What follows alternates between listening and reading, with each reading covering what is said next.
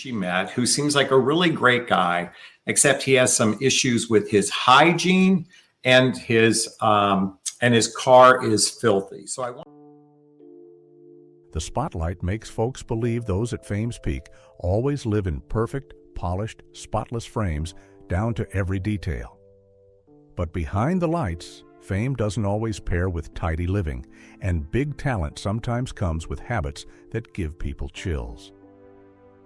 The stories I'm about to tell aren't about music or movies, but small things that haunt long: sweat, body odor, dirty nails, stinky socks, black face towel.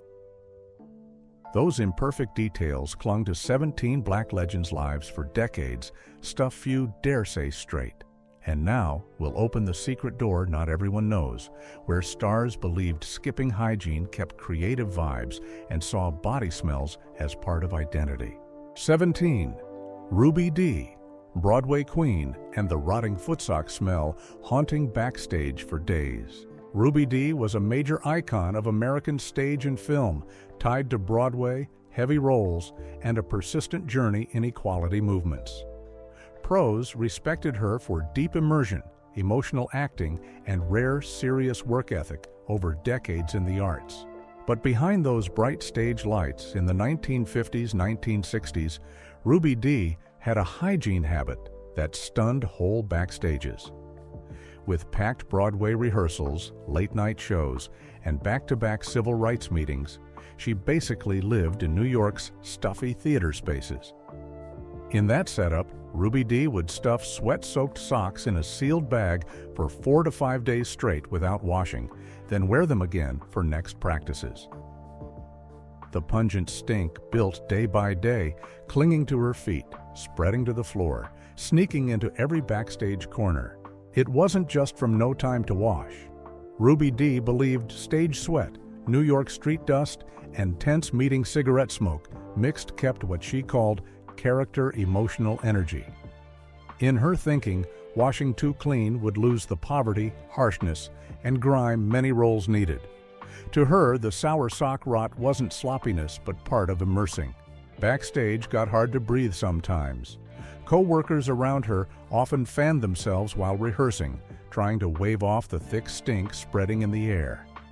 Long rehearsals, that smell seemed to cling to curtains, wooden chairs, even lurking near audience seats in close shows. In Ruby Dee's eyes, all that was the price for authenticity. She took the discomfort, the uneasy looks from colleagues, as long as stepping on stage kept her emotions intact, raw, real like life out there. Her weird hygiene habit reflected an extreme art belief.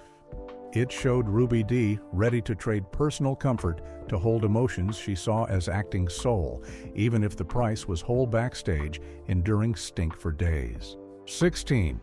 Chuck Berry, rock and roll founding father, and the horrifying stinky underwear worn through week-long tours.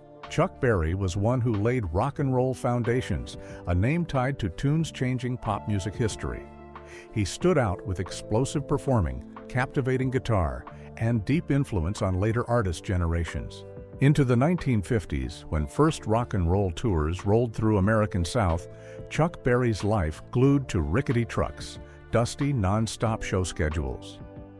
In that, a weird hygiene habit formed and followed him on many legs. Chuck Berry would wear the same dirty underwear for 7 to 10 days straight. No wash, no change, even when sweat-soaked after all-out nights. Southern roads dusted red dirt, trucks shook non-stop, sweat smell mixed with grime clung tight to bodies. Day by day, old underwear stink spread to ripped jeans, then with every move wafted through tight truck cabs. On short stops, Chuck Berry didn't seek laundries or clean clothes. He'd hit local stores, buy cheap talc powder, sprinkle quick to mask before hitting road again. Behind that was a superstitious belief. From poor St. Louis childhood, Chuck Berry believed changing habits, even small, could disrupt his natural rock and roll rhythm. To him, stink, sweat, and tour grime were part of stage feel, keeping performance vibe on point. Financial pressure then made him cling tighter to that belief. Each show, life or death, each small slip made him fear losing form before crowds. So, though stink got heavier, Chuck Berry endured, seeing it as price paid. Folks riding along in trucks often opened all windows while rolling, a quiet dependency dragging in exhaustion. Things only changed when a roadside motel refused him stay. After minutes at front desk, overpowering stink made staff and others show clear discomfort. Forcing request, he leave. For Chuck Berry, that was embarrassing moment, and Mark showing his weird hygiene habit crossed surrounding folks' limits. That night, he decided change, cutting continuous old underwear wear to just 2 to 3 days.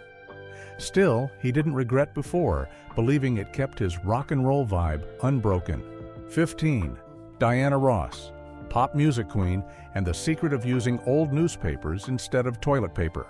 Diana Ross is one of pop's big icons, tied to Supremes and soul pop explosion. Going solo, she quickly became international star, covering global stages with glamorous image and irresistible draw. Into the 1970s, as Supremes broke up and solo careers sped, Diana Ross's life swirled in long flights back-to-back, U.S. to Europe and back.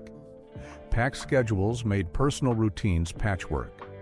In that, a weird hygiene habit quietly emerged behind glamorous exterior. Diana Ross often used old newspapers instead of toilet paper on long commercial flights or cheap European hotels. This from convenience. On planes, TP sometimes ran out after hours. In makeshift stays, hygiene not always full.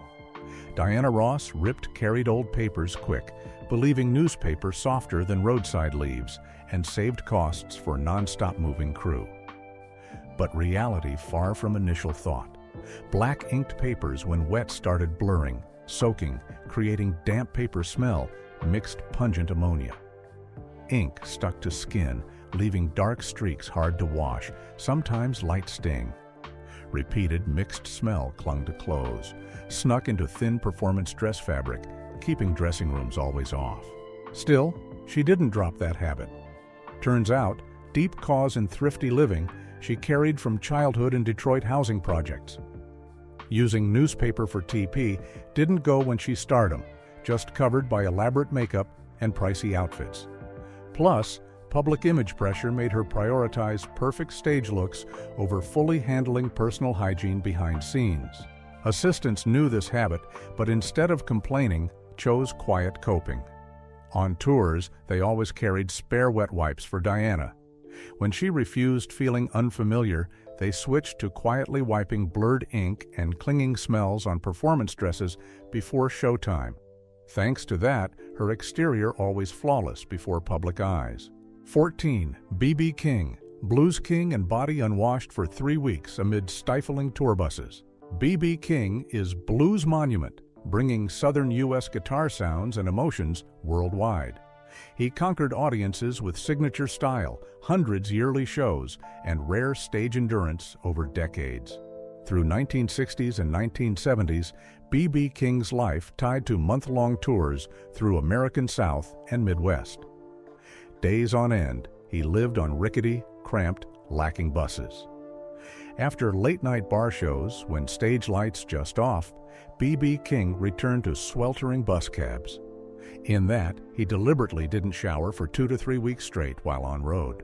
Tour buses, no showers, just old seat smells, cheap cigarette smoke, and bourbon breath leaking from rolling glass bottles on floor. Over days, old sweat built on B.B. King's body, mixed with grime, forming gray cling on neck, underarms, back. Sweat smell got heavy, blended with smoke and bourbon, making bus air thick, stuffy, hard to breathe. This habit from hand labor childhood in Mississippi, cotton picking under harsh sun, where sweat part of life. In his thinking, water not just cleaned body, but could wash away flowing blues in him. B.B. King believed frequent showering would fade music emotions, guitar lose needed roughness. No one expected that belief gradually became superstition. He thought clean hygiene would lose soul familiar with guitar Lucille, stage companion. Plus, packed performance schedule, up to 300 yearly, lasting fatigue, made him cling tighter to this habit. Over legs, body stink clung in bus cabs, spread to clothes, luggage, even instruments. Band along had to adapt. In freezing winters, they opened windows wide while rolling, cold wind trading for breathable air. Industrial deodorant sprays used non-stop on seats, curtains, common spaces, just to mask momentarily. That hygiene habit turned B.B. King's tours into grueling journeys where music soared alongside silent endurance from those around. 13. Flavor Flav, hip-hop icon and sour stinking outfit sets. Flavor Flav, inseparable from Public Enemy, hip-hop personality icon with explosive style, distinct image, and big influence in genre's fierce rise. His presence always chaotic, unpredictable, unmistakable. Into 1980s stretching to 1990s, as Public Enemy peaked and show schedules packed from big stages to night parties, Flavor Flav's life swirled in non-stop movement. Recording studios in New York, tours, all-nighters, even reality TV filming back-to-back, no breaks. In that, a weird hygiene habit gradually became his backstage mark. Flavor Flav would wear same outfit, hoodie, cargo pants, cap, for a week, even longer. No wash, no change. Sweat-soaked old fabric, giving off sharp sour, mixed with cigarette smoke, strong booze, New York street dust. Day by day, stink got heavier, clung to body, followed him on stage, into studios, snuck into every space he showed. Drug use then made him indifferent to personal hygiene. Brushing teeth pushed last, giving way to highs, long parties, chaotic living. In Flavor Flav's eyes, old outfit wasn't just clothes. It was part of him, a shell-keeping street feel he believed hip-hop's core. That belief rooted in poor Long Island childhood. Flavor Flav grew up thinking real hip-hop, tied to grime, roughness, no polish. Clean clothes change, in his thinking, would lose street power, fade vibe he brought on stage. So, though stink got stronger, he saw it as secret weapon for fierce, uncompromised image. Issue was consequences clear in shows. Band colleagues often sprayed deodorant direct on Flavor Flav mid-program just to cut spreading sour rot. Backstage air got stuffy, thick, but to him, all just reinforced belief that discomfort was price of hip-hop he chased. 12. Tracy Chapman, protest music genius and moldy smell from old clothes in sealed recording rooms. Tracy Chapman ties to late 1980s social reflecting music wave. Artist with deep voice, frank lyrics, debut album Big Bang Right Out. Her career built on minimalism and rare emotional depth. In 1988, as Tracy Chapman entered recording for self-titled debut album, she basically cut off outside world. Her life shrunk to small Cleveland studio, damp, lacking comforts.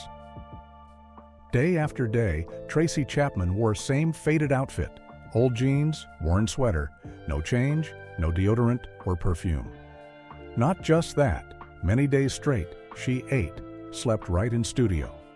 Grease and soda often splashed on clothes, stuck, but she ignored. Absolute focus on composing pushed everything else aside.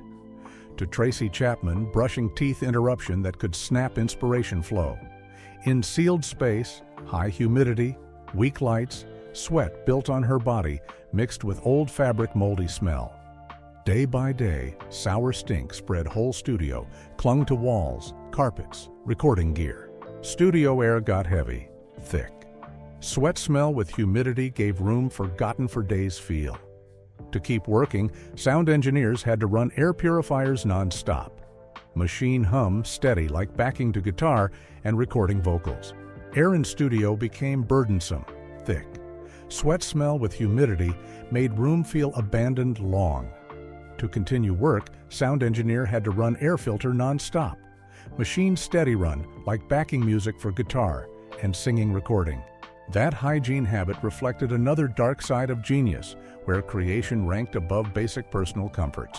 11. Otis Redding, legendary soul voice and layered old sweat on scorching stages. Otis Redding, one of 20th century's most influential soul voices. His music exploded emotions, hoarse signature voice, all outperforming style. Continuous recordings and shows spread his name wide, becoming Southern U.S. soul icon, deep respect from public and pros. Into 1960s, as short soul tours ran non-stop through American South, a weird habit gradually formed. Packed schedules, hundreds yearly shows, rickety buses, rolling nights, almost no rest concept. In that, Otis Redding's show clothes, sweat-soaked from previous, would get worn intact for next night. No laundry, especially after hot, cramped bar late shows.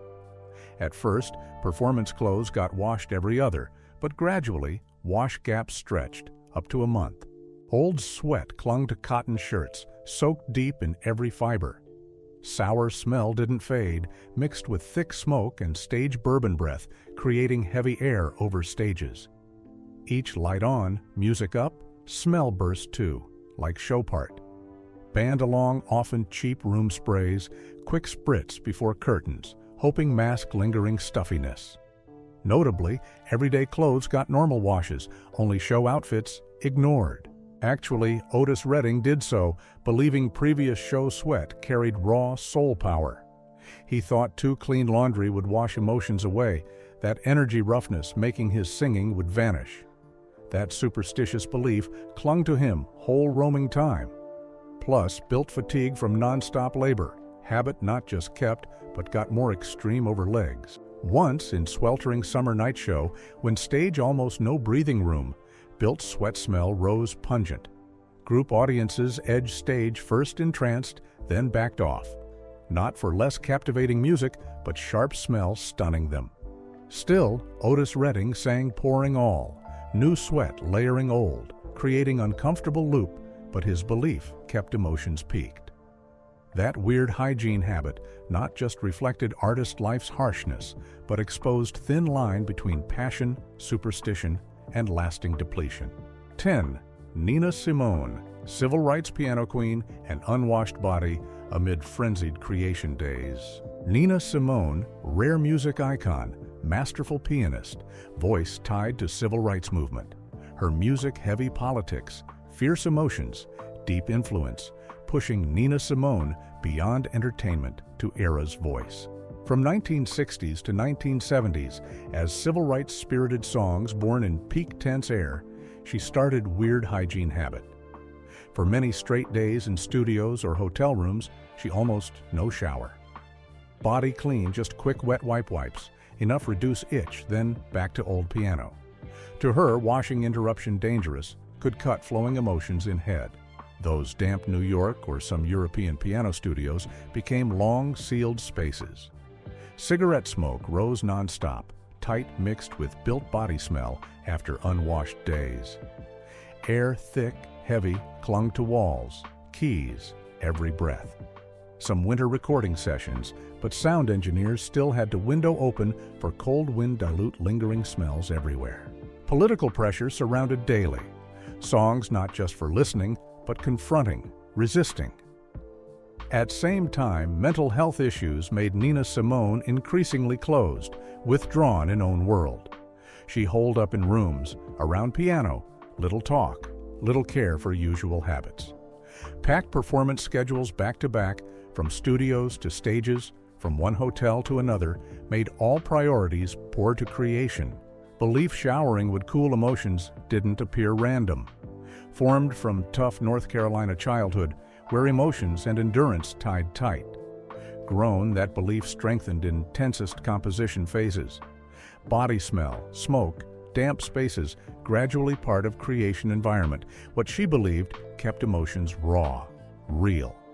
That hygiene habit silently accompanied her many albums, where raw emotions and simplicity foundation for her art mark.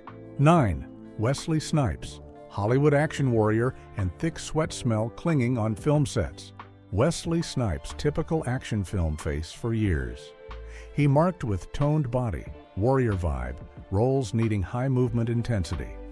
Blockbuster films tied his name to strong, cold, unrelenting images. Into 1990s stretching to 2000s, during shooting action films like Blade or Passenger 57, a weird hygiene habit, gradually familiar backstage talk around Wesley Snipes. Long shoot schedules from early morn to late night, moving non-stop between hot deserts and damp jungles. In that whirl, showering almost pushed to back burner. Instead, he often wiped with reused wet towels, soaked old water from days before. Only when towels blackened, he switched new. High workout intensity made sweat pour non-stop. Old sweat, not dry, yet layered new, mixed with body oil and grime, clung tight on skin after action scenes, all forming thick cover over body. On sets, built stink didn't fade, lingered around shooting areas. Some co-stars and actors had to mask when close in scenes. Others kept distance judong to avoid lasting discomfort. But Wesley Snipes saw that as personal discipline part. He believed frequent showering would deplete warrior energy, that mental strength formed from Florida childhood and martial arts years. That view strengthened when maintaining harsh physique and grimy feel for roles. All habits revolved around keeping muscles peaked, no matter inconvenience to around. Some days, sweat smell sunk deep in prop costumes to unhandleable. Scenes often paused for new clothes or emergency sprays, interrupting crew progress. In action set tense air, his hygiene habit not just sparked debates, but reflected pressure keeping physique and harsh labor intensity. Few knew behind captivating footage was silent trade story where muscle power, personal belief, and body smell endurance limits clashed daily. 8. Dorothy Dandridge, silver screen goddess and rotten breath hidden behind perfect smiles. Dorothy Dandridge, Hollywood pioneer star, opening doors for black actors with seductive body, stage vibe, big roles making whole industry notice. Into 1950s, as Dorothy Dandridge continuously in big projects like Carmen Jones or The Decks Ran Red, packed shoot schedules swirled her in non-stop grind. On Hollywood sets, brushing teeth daily gradually skipped. Instead, she mouthwashed and chewed gum to keep breath barely. Okay, enough continue before cameras. Breath with gum sweet tried masking sour, stinky, sometimes fishy, leftover from food and cigarette smoke. In full scenes, things passed okay. But close-up scenes, faint mouth stink revealed clear. Some co-stars learned nose breathing to finish scenes without distraction. Pressure maintaining first black star image made Dorothy prioritize outer looks. Makeup, outfits, lighting always absolute care. Oral care only done when needed for important shoots with colleagues very close. Aeronotion brushes damaged natural enamel strengthened this habit. Plus, busy lifestyle and lasting stress from industry racism, her skipping became familiar. 7. Marvin Gaye, soul legend and lingering mouth stink from skipping brushes. Marvin Gaye, one of soul's deepest influence voices. His music-shaped contemporary sounds created strong marks, both art and personal emotions. In 1970s, recording big albums like What's Going On and Let's Get It On at Private LA Studio, Marvin Gaye gradually formed weird hygiene habit. He worked through nights, sometimes to morn, self-locked in studio, no interruptions to inspiration. So, brushing teeth viewed unnecessary. Instead, he quick mouth rinsed, then chewed fresh mint leaves to keep breath acceptable. Even rinsing often skipped, only when tongue felt sticky, he remembered. Breath-mixed mint seemed pleasant, but just temp-masked sour, bitter, booze breath left over from liquor and fast food. In each band meeting, lingering mouth stink revealed quick. Folks kept distance, moved careful to avoid lasting discomfort in sealed space. Work sessions thus carried extra unspoken burden. Marvin Gaye didn't think that bothersome. He believed toothbrush interrupted emotion flow in composing. This art notion tied to chaotic lifestyle and worsening addiction issues. You could say small but extreme hygiene habit reflected intense creation phase where emotions ranked above basic hygiene needs. 6. Aretha Franklin, soul queen and rotting foot smell hidden under thick talc powder layers. Aretha Franklin, immortal soul icon, powerful voice shaking stages and studios. Continuous hits pushed her to peaks, becoming standard for following artist generations. Through 1970s and 1980s, as Aretha Franklin continuously live-performed and recorded smash soul tunes, a weird hygiene habit quietly followed her through tours. After each night show, foot washing almost skipped. Instead, she quick-wiped then thick-sprinkled talc powder on feet, seeing that as way-keeping solid foundation when stepping on stages. Packed performance schedules made movement non-stop, buses or planes. Aretha Franklin often high heels hours, feet under big pressure. Avoiding foot baths, she believed helped keep original stage floor contact feel. Over time, smell built under those old cotton socks started clear. Sweat, powder, heat blended, creating sour stink spreading each shoe off after shows. In Backstage, assistants prepped ready deodorant sprays for emergency handling before spaces got stuffy. Her habit rooted in belief from gospel-singing childhood, where firm church floors stand seen as voice root. Non-stop performance pressure made Aretha Franklin cling tight to that habit through many tours, turning it into secret part behind glow. 5. Sidney Poitier, Cinema Monument, and greasy food-stuck hands stinking through shoot days. Sidney Poitier Hollywood Cinema Monument, opening roads for black actors with strong roles. Serious, deep. In 1950s and 1960s, as Sidney Poitier in classics like In the Heat of the Night or Guess Who's Coming to Dinner, a weird hygiene habit gradually familiar on sets. Long shoot scenes, hours made eating quick flashes between changes. He often fast ate greasy or spicy, then quick-wiped hands with napkins, then smeared right on wearing clothes. Fried oil, chili sauce, breadcrumbs clung tight on hand skin. Leftover food smell didn't vanish, but followed him whole shoot days. When those hands touched jackets, pants, stink spread wide, quietly clung to outfits. In co-star or director handshakes, faint smell appeared. Enough make opposite pause, keep discreet distance to avoid discomfort. Sidney Poitier believed hands needed keep natural oil to convey realer emotions when acting. Notion formed from poor Bahamas childhood, where endurance tied to survival. Plus heavy Hollywood racism, he poured all focus to roles. Personal hygiene pushed back. That small habit reflected silent price paid for absolute immersion in his career's harshest era. 4. Harry Belafonte, civil rights icon and habit-swallowing dirty bacteria-full nails amid pressure. Harry Belafonte, top calypso artist and deep-influence civil rights activist. His music and social voice created strong marks, helping shape historical cultural phase. Through 1950s and 1960s, as Harry Belafonte both performed calypso and dove into tense civil rights activities, a weird hygiene habit followed him daily. Each pressure peak, hands auto to mouth. He bit nails non-stop, till bleeding then swallowed dirty parts like quick relief. Packed schedules with performances, meetings, protests made nail clipping almost forgotten. Nails built street dust, sweat, bacteria, even leftover food bits under edges. All he ate whole, no care for germs. This habit rooted in stressful young years. Harry Belafonte felt nail-biting relieved pressure and kept resilience before harsh situations. Amid non-stop activity whirl, that habit repeated so much became natural reflex. Before each stage, assistants, sometimes discreet, reminded to stop nail-biting and wipe blood on fingers.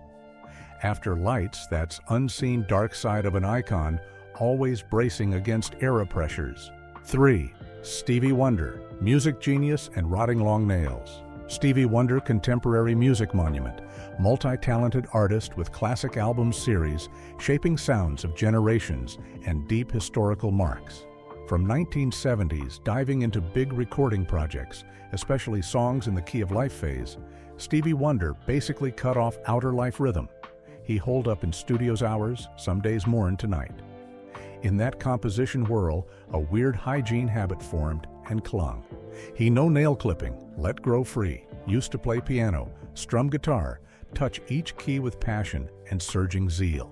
But under long nails, dirt built, dead skin bits, sweat, even fast meal crumbs from hasty eats.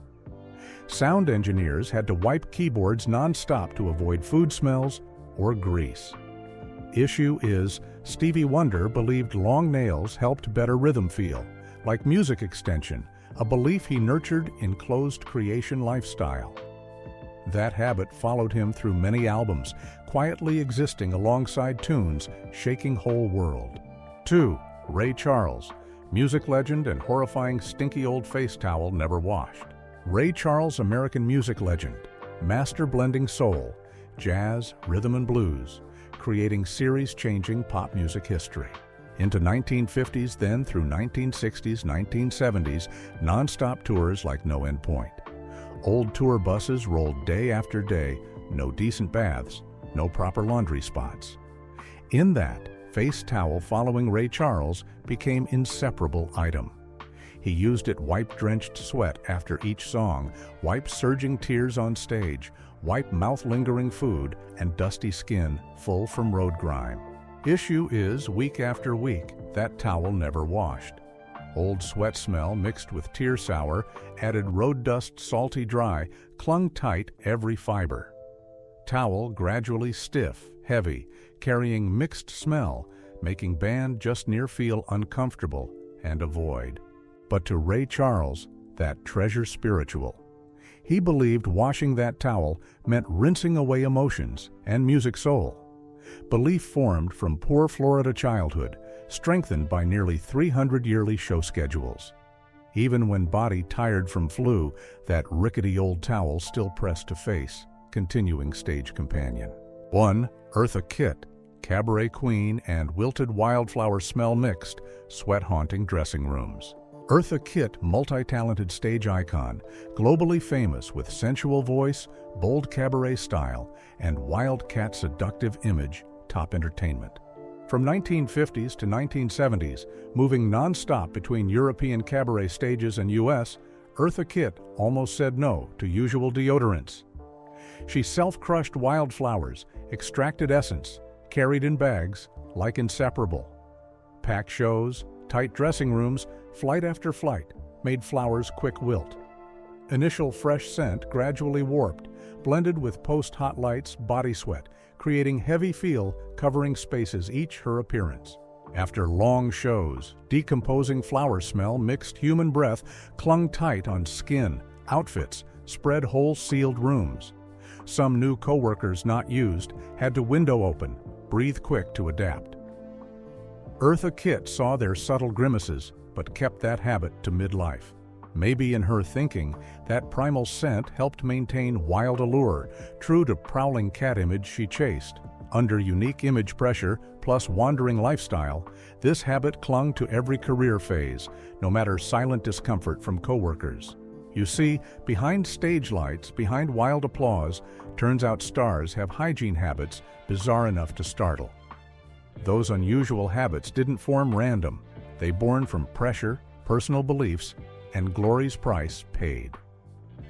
If any detail made you pause seconds to think, drop comments below to share your take, or let me know which video figure haunts you most. And don't forget, hit subscribe so you don't miss gritty backstage stories, hidden corners, few dare say, about celebrity world.